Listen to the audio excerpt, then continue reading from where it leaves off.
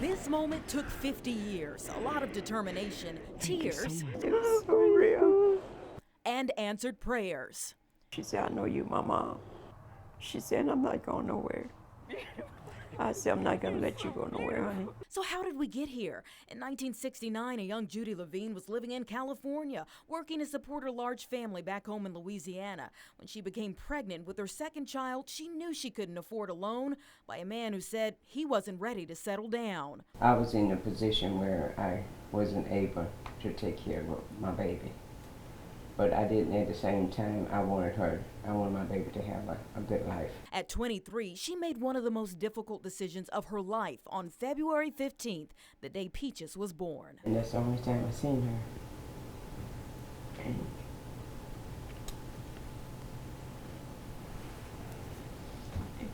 And it was hard. But I put her in God's hand. I said, God, you know my heart. You know the situation. And I said, I'm taking it out of my hands and putting it in your hands. And I know you're going to take care of her. Judy went on to get married in 1970. She later had another child, but never told a soul about the child she had given up. By 1981, Peaches was getting some of the most challenging news a 12-year-old child could get, when the only mother she knew told her she wasn't the only mother she had. When she said that, I said, wait, what? And I said, no, you're my real mother. And she said it again. And then she went and she pulled out paperwork and showed me the legal paperwork from the judge and how, you know, they signed off and the adoption was legal. No shortage of questions clouded her mind. Who was the woman? Where was she? And most of all, why did she give me up? That was the biggest question. Why did she give me up? And what did I do to make her want to give me up? She had dreams of a big family reunion one day and made a vow. A deep-seated passion, and I made a vow to myself, I don't care how long it takes, I'm going to find her. Years went by. Peaches joined the Navy, and coincidentally, her first duty station was in a familiar place unbeknownst to her, the same Naval Medical Center in Long Beach where it all began. She contacted the adoption agency that handled her case, but only received a few clues. By 35, she had been on an emotional roller coaster far too long. I would get excited. I was like, oh man, I'm close. I could feel it in my spirit that I was close. And then there would be this brick wall, and my emotions would just plummet. But as technology changed, Peaches, now living in Hampton Roads, decided to do a DNA test and create a profile on Ancestry.com.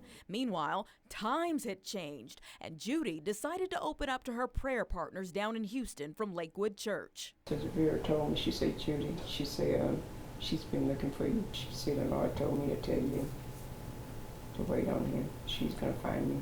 Fast forward to January 1st, 2019. When Pastor Joe spoke to the congregation and told us that 2019 was going to be a lot of changes. He said, especially in the families. Judy's prayer. And I said, Lord, I said, you know, this is a new year. And I said, I'm going to be 73 this coming year. And I said, my daughter's going to be 50.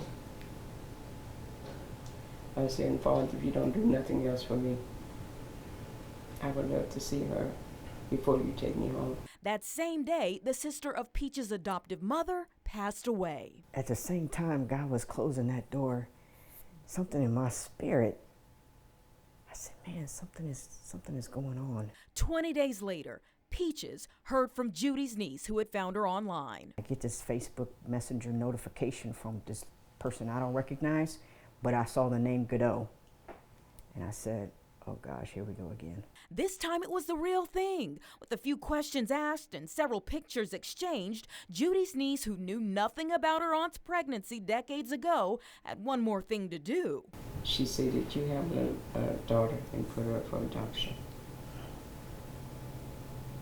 Yes, she's so beautiful. From FaceTime chats to the most cheerful face-to-face meeting, this mother-daughter duo was finally reunited. And as for that dream about the family reunion when Peaches was a child, it came true in March. We gathered to welcome Peaches home for the first time. That was Peach's younger brother in Houston she never knew. And now these two are heading to Maryland for Judy to start a new chapter of life, meeting her great-grandchildren for the first time on Mother's Day 2019.